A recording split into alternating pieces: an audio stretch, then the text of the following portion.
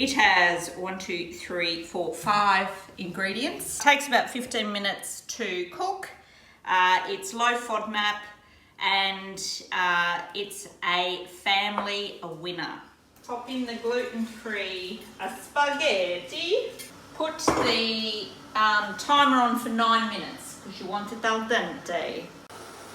And just place the salmon in. I put a little bit of oil over the top, salt that up, and it goes into the weather outside. And why do we do that? Because we don't want to stink the house out.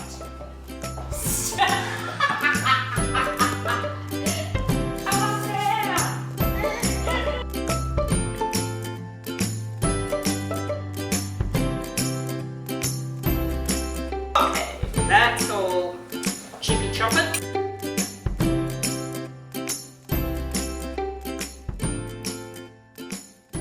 So that's ready to go. That just sits there until the pasta's all cooked.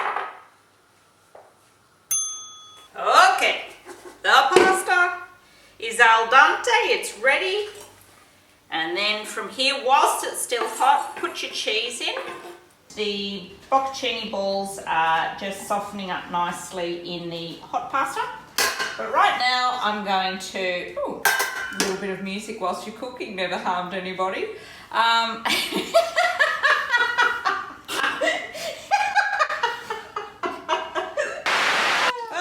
Okay, so what we do now, just put the skin aside,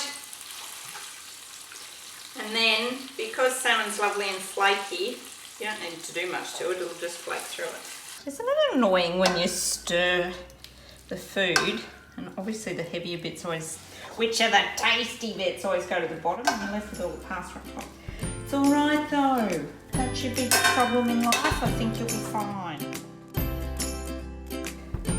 And that is how easy it is. And then I really like the peppery taste of rocket. Whether my family do or not, I don't know. I don't care. They're getting it. I like it.